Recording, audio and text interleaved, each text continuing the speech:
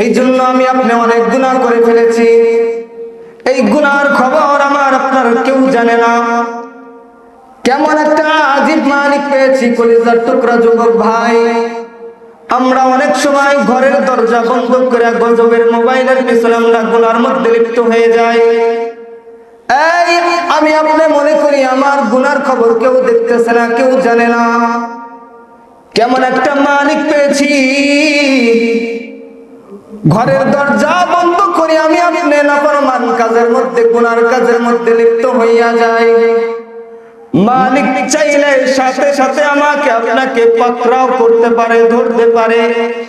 মালিক আমাকে আপনাকে শাস্তি দিতে পারে, কিন্তু কলিজার টুকরা যুবক ভাই, মালিক আমাকে আপনাকে শাস্তি দেয় না, বরং দরজার ফাঁক দিয়া, জানালার ফাঁক দিয়া অক্সিজেন দিয়া আরো বাঁচায় রাখে। আর বলে, এই আমার যুবক বান্দা, কেমনে তুমি আমার সাথে নাফরমানি করো।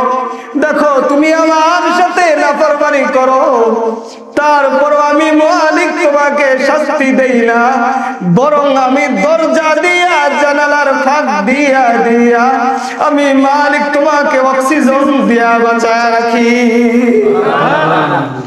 এই যুবক, আমি তুমি গুনার কাজ করি, দরজা বন্ধ করে, মা বাবা জানে না, গুনাহের কাজ করি, মালিক তারপরও রাগান্বিত হয় না। রাগান্বিত না হইয়া দরজার ফাঁক দিয়া, জানালার ফাঁক দিয়া মালিক আপনাকে আমাকে অক্সিজেন দিয়া বাঁচায় রাখে। কি আজীব মালিক আমরা পেয়েছি, তারপরও আমরা কেমনে গুনাহ করি। যুবক ভাই যারা আছেন, আপনারা এই ঈদগাহে আজকে দিল থেকে, অন্তর থেকে তওবা করে যাবেন, যেন মালিক আমার আপনার যতগুলো গুনাহ আছে এই ঈদগাহে নামাজ পড়ার পরে মালিক আমাকে আপনাকে যেন নিষ্পাপ বানাইয়া আল্লাহ তাআলা বাড়িতে পৌঁছায় দেন। চিল্লায়া বলেন আমিন। আল্লাহ বলেন, ইয়াউমা ইযিন তুহাদ্দিসু আখবারাহা, কাল কিয়ামতের ময়দানে জমিন সব খবরগুলো বলে দিবে। আল্লাহর জমিনের মধ্যে যারা, দুনিয়ার জমিনের মধ্যে যারা ভালো কাজ করেছে, নেক কাজ করেছে, এই ইমানদার কলিজার টুকরা যুবক ভাই, মুরব্বি বাবারা, আজকে যারা আমরা ঈদের সালাত আদায় করতে আসছি, এই জমিনে আমরা আজকে সিজদা দিব কাকে বলেন? সবাই বলেন, ঈমানের আওয়াজে বলেন কাকে? এই জমিনের উপরে আমরা একমাত্র আল্লাহকে সিজদা দেওয়ার জন্য ঈদগাহে আগমন করেছি। এই ঈদগাহে আগমন করার পরে আমরা মালিকের কুদরতে পায় যেই সময় সিজদা দিয়ে দিব, এই জমিন যেই জায়গায় আমি আপনি সিজদা দিয়ে দিব, কাল কিয়ামতের ময়দানে এই জমিন আল্লাহর আদালতে বলবে, কোটি কোটি মানুষের সামনে আল্লাহর কাছে বলবে, আল্লাহ তোমার এই বান্দা দুনিয়ার জমিনের মধ্যে, আমি জমিনের উপরে থাকার পরে তোমার এই বান্দা, আমি জমিনের উপরে তোমার সাথে নাফরমানি করে নাই, আমি জমিনের উপরে থাকিয়া থাকিয়া তোমার এই বান্দা তোমার কুদরতি পায়ে সিজদা দিয়েছে। আর জোরে বলেন সুবহানাল্লাহ। এই জমিন আপনার পক্ষে সাক্ষী দিয়ে দিবে, আল্লাহ তোমার এই বান্দা, আমি জমিনের উপরে তাকিয়া তোমার বান্দা গুনাহের কাজ করে নাই, তোমার বান্দা আমি জমিনের উপরে থাকি, আমি জমিনের সাথেও নাফরমানি করে নাই, নেক আমল করিয়া করিয়া জিন্দেগি চালায়া দিয়েছে, একমাত্র তুমি রবকে সিজদা করিয়াছে। কত মানুষ তাকে কত রকম গালি দিয়েছে, দুনিয়ার জমিনে কত বেঈমান তাকে অত্যাচার করেছে, তোমাকে সিজদা দেওয়া থেকে বিরত থাকে নাই।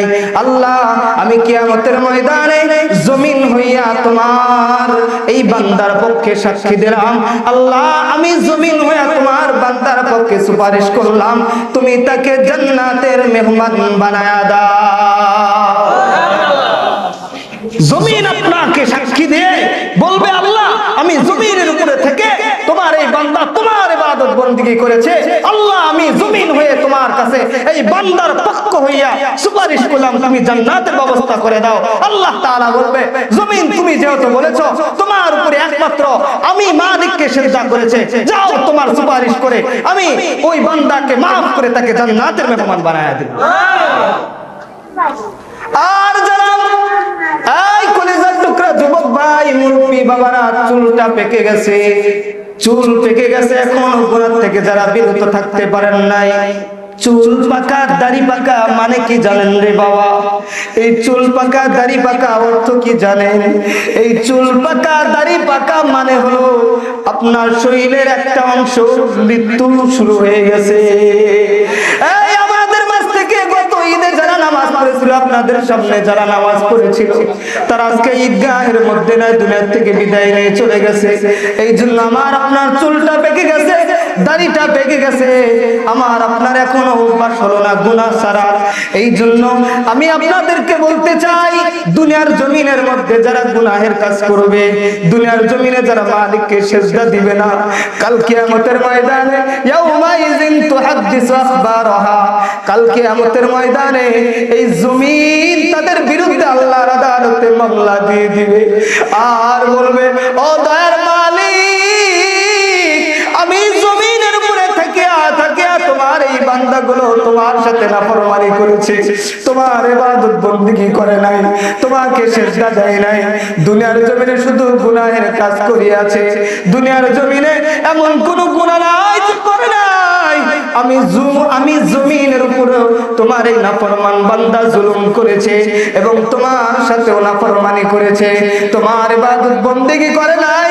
আল্লাহ, আমি আজকে জমিন হইয়া তোমার এই বান্দার বিপক্ষে, তোমার এই বান্দার বিরুদ্ধে আমি তোমার কাছে বিচার দিলাম, তুমি এই বান্দাকে বিচার না করা পর্যন্ত সামনে এক পা পর্যন্ত আগাইতে দিবা না। চিল্লায়া চিল্লায়া বলেন নাউজুবিল্লাহ। এই জমিন আপনার বিরুদ্ধে সাক্ষ্য দিবে।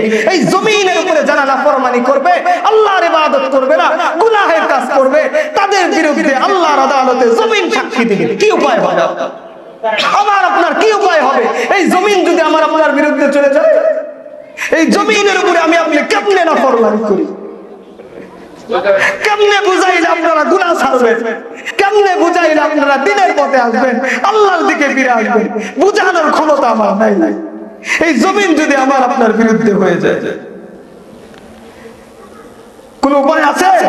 জমিন যদি আল্লাহর আদালতে আমার আপনার বিরুদ্ধে মামলা দিয়ে দেয়, বলবে আমি জমিনের উপরে তোমার এই বান্দা নাফরমানি করেছে, তোমাকে সিজদা দেয়, কি উপায় হবে আমার? কি উপায় হবে আপনার? এই জন্য আল্লাহর জমিনে আমার আপনার আমাকে আপনাকে যেন আল্লাহর হকগুলো, আল্লাহর ইবাদত বندگی করার তৌফিক দান করেন। সকলে বলেন আমিন। বড় আফসোস লাগে বাংলাদেশ।